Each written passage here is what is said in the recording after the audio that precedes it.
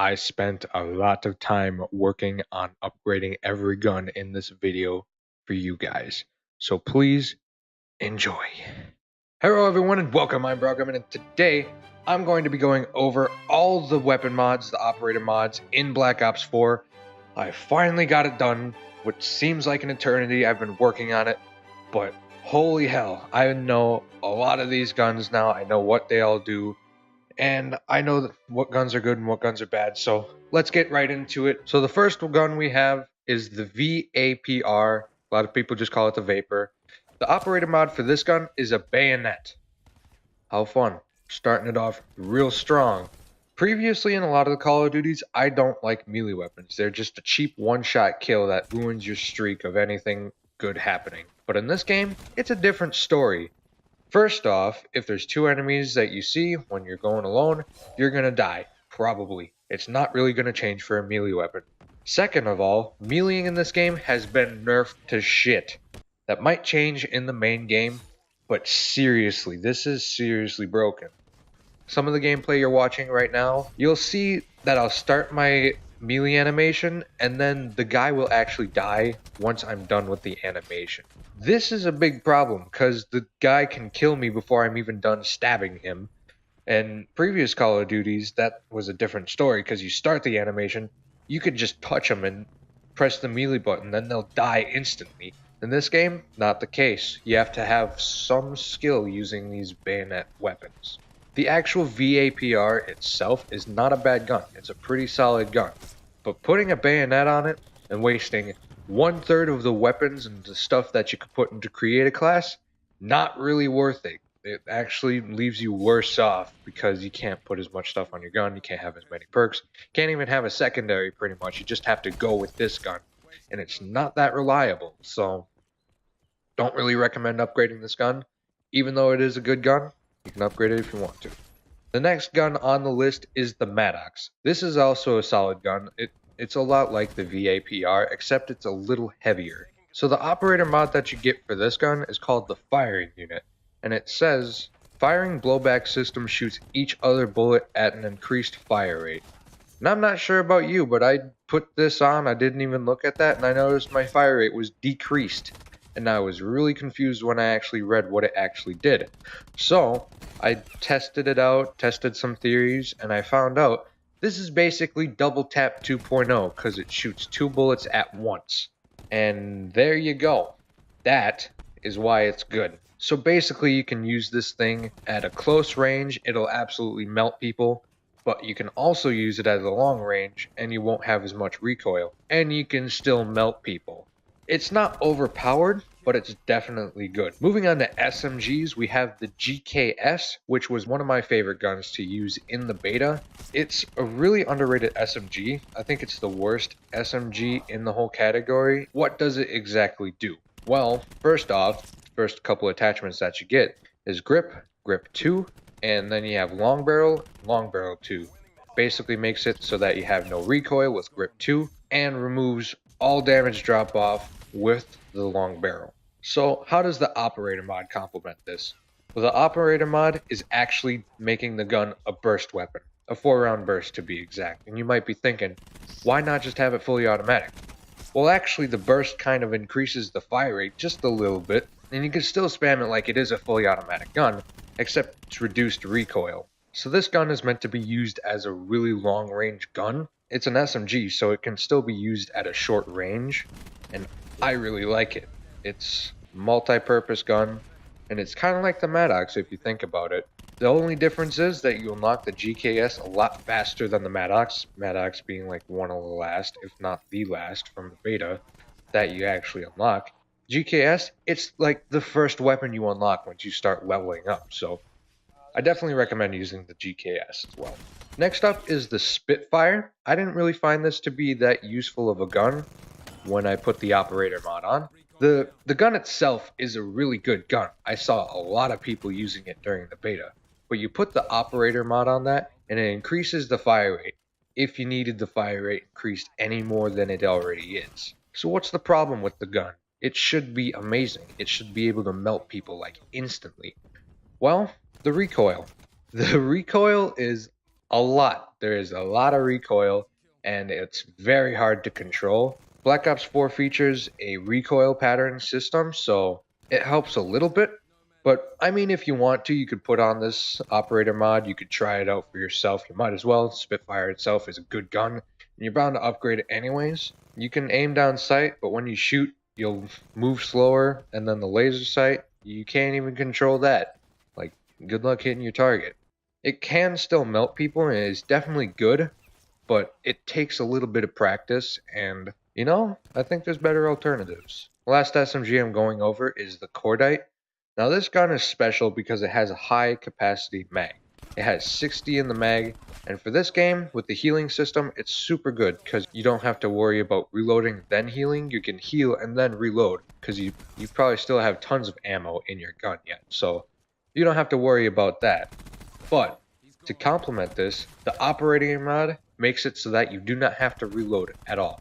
It is belt fed. Doesn't look like it. I'm looking at the guy. I don't see any belt fed ammo. So what does the belt fed ammo do? Well, it makes it so you don't have to reload. That's what's so special about it. With the drawback of the gun, of course, overheating, but that's one of the least of your worries. You will not have to worry about this gun overheating a lot because you could just fire it. It'd basically be 100 rounds before it overheats. I tested that out. It's kind of crazy. It's a super good rushing gun, so I'd highly recommend using this one. Moving on to the one and only LMG is the Titan. This is not that useful. You can waste all your time upgrading this gun because the operator mod does basically nothing. It's a suppressive barrel. What does it do? Well, it suppresses your gun, right? No, it suppresses how much the enemies are affected by your gun when you shoot them. So their screen won't get all messed up. I don't know what the point of it is. Like, really, I used this, and it's basically the same as not having it. Like, what's the point? Do I recommend it? Hell no. I wasted 3 slots of my creative class for this. Not worth it at all. Moving on to the tactical rifles now. The first one is the Auger. Now, for the amount of times you have to level this gun up, I think it's 15 levels, and how it actually is, it's terrible. I didn't like using the gun at first because it's so underpowered. It takes about 3 shots no matter what you do to kill an enemy, and if they have like SMG, an assault rifle, a sniper, you're screwed because this ain't a close range gun by any means. Hip firing is totally bad, even with the laser sight even. But what about the operator mod? Is it any good? Hell yeah, it is good. It's a 2-shot burst. So, going with the 3 shots that I was saying before, you can fire 2 bursts and then the enemy will be dead. Granted, the 2-shot bursts basically increases the fire rate. So, yeah, it's definitely good. There's no rapid fire to put on the gun. There's only the 2-shot burst. So, if you're using this gun, try to level it up and get the 2-shot burst, then it'll be a decent gun. A lot of people found this gun to be fun to use in the beta. I haven't seen a whole lot of people using it, and I've been on PlayStation just trying to use this. But I'll say, when I leveled it up so I got the operator mod, it was worth it. This gun is a beast when you get the 2-shot burst on, and it makes it actually somewhat usable. So definitely go in there and use this gun. Try to level it up and try to keep your sanity while you do it. Next on the list is the ABR, try-hard weapon of choice. I swear to God, I couldn't play a game without seeing it at least once. Being used by one of my teammates or one of the enemies. It's super overpowered. It's a burst gun. It can kill in 2 bursts at least, and that's usually all it takes. The operator mod for this gun though is burst accelerator. So what this does is that you start firing the gun, and it's a normal gun. It bursts like a normal gun, and then the bursts start to get shorter and shorter apart until it's basically just fully automatic. The thing with this gun though, you have to hold it down and you have to basically spray it at your enemies if you want to actually use it. While doing that, you're going to waste a lot of ammo. It has 30 rounds in the clip. That is not enough. You will need extended mags, so put extended mags on and this gun, and then, well, it's still overpowered.